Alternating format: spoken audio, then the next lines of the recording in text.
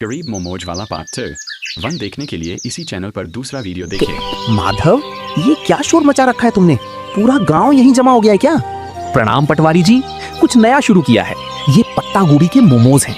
आप भी जरा चक्कर देखिए, फिर बताइएगा कि गांव में ये कैसा लग रहा है। पटवारी जी ने जैसे ही एक निवाला खाया तो उन्होंने कहा, वाकई मैंने शहर में कई जगह के मोमोज खाए हैं, पर तुम्हारी ये पत्ता गोभी की फिलिंग और ये देसी पुदीने वाली चटनी, इसका कोई जवाब नहीं। तुमने तो कमाल कर दिया। शुक्रिया साहब, बस सोच रहा था कि अपनी गोभी को फेंकने से अच्छा है उसे इस तरह लोगों तक पहुंचाया जाए। माधव, अगले हफ्ते तहसील के कुछ बड़े अधिकारी गांव आ रहे हैं। क्या तुम उनके लिए भी ऐसा कुछ इंतजाम कर सकते हो? मैं चाहता हूँ वो देखें कि हमारे गांव के युवक कितने मेहनती हैं। ये तो मेरे लिए सौभाग्य की बात होगी साहब। मैं उनके लिए सबसे बेहतरीन मोमोज तैयार रखूंगा। माधव के लिए ये सिर्फ एक ऑर्डर नहीं था, बल्कि उसके हुनर को मिलने वाली सरकारी पहचान की शुरुआत थी। उस रात माधव ने चैन की नींद ली, क्योंकि अब वो सिर्फ एक गरीब सब्जी वाला नहीं, बल्कि गांव का मोमोज मैन बन चुका था। पटवारी जी का वादा माधव के लिए एक बहुत बड़ी चुनौती और अवसर दोनों था। तहसील के अधिकारियों का आना कोई छोटी बात नहीं थी। माधव ने तय किया कि वो इस मौके को हाथ से जाने नहीं देगा। उसने अपनी छोटी से रसोई घर को साफ किया और अपनी रेहड़ी को अच्छे से सजाया। माधव बेटा, कल का दिन बहुत बड़ा है। सुना है शहर से बड़े साहब लोग आ रहे हैं। क्या तूने सारी तैयारी कर ली? हाँ चाचा, मैंने आज सुबह ही खेत से सबसे ताजी और कोमल पत्ता गोभी तोड़ी है। मैं नहीं चाहता कि स्वाद में जरा भी कमी रहे, बस थोड़ा डर लग रहा है। डर कैसा? तूने तो पूरे गांव का दिल जीत लिया है। वो तो फिर भी बाहर के लोग हैं। बस अपनी सादगी और सफाई का ध्यान रखना। सोमू, तू कल मेरी मदद करेगा? मुझे प्लेटें लगाने और पानी पिलाने के लिए किसी भरोसेमंद इंसान की जरूरत होगी। तू चिंता क्यों करता है भाई? मैं सुबह ही पहुंच जाऊंगा।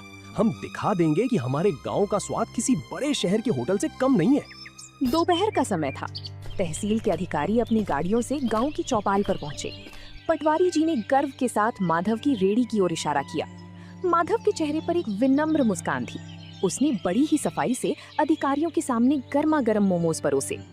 पटवारी जी, मैंने सुना था कि यहाँ का कोई युवक बहुत अच्छा काम कर रहा है।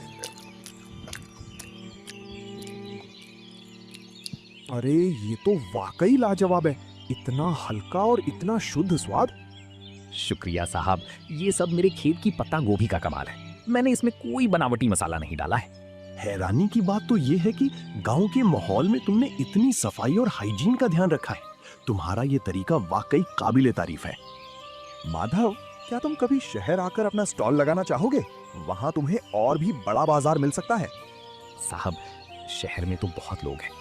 मैं चाहता हूँ कि मेरे गांव के लोगों को यहीं पर अच्छी और नई चीजें खाने को मिले। मैं यहीं रहकर अपने काम को बड़ा बनाना चाहता हूँ। बहुत खूब, तुम्हारी ये सोच देखकर अच्छा लगा। हम तुम्हारी मदद करेंगे ताकि तुम एक छोटी सी पक्की दुकान खोल सको। हमें ऐसे ही मेहनती युवाओं की जरूरत है। अधिकारियों ने न केवल पेट भर खाया, बल्कि जाते समय माधव की काफी तारीफ भी की। उस दिन माधव को समझ आया कि सफलता के लिए गांव छोड़ना जरूरी नहीं, बल्कि अपनी जगह रहकर कुछ अलग करना जरूरी है। अधिकारियों की मदद और अपनी मेहनत की कमाई से माधव ने आखिरकार गांव के मुख्य चौराहे पर एक छोटी सी पक्की दुकान किराए पर ले ली। अब उसे धूप और बारिश में रेहड़ी खड़ी करने की चिंता नहीं थी। उसने अपनी दुकान का नाम रखा माधव का देसी जायका।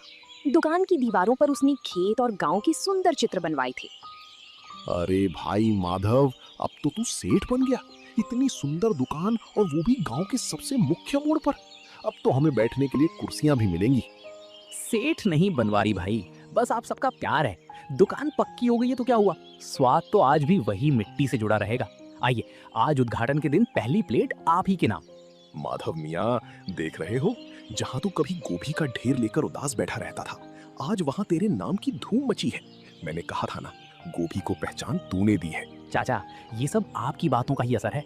अब मैंने सोचा है कि मैं गांव के 2 और बेरोजगार युवकों को यहाँ काम पर रखूंगा। उन्हें मैं खुद ट्रेनिंग दूंगा ताकि वो भी अपना हाथ साफ कर सकें।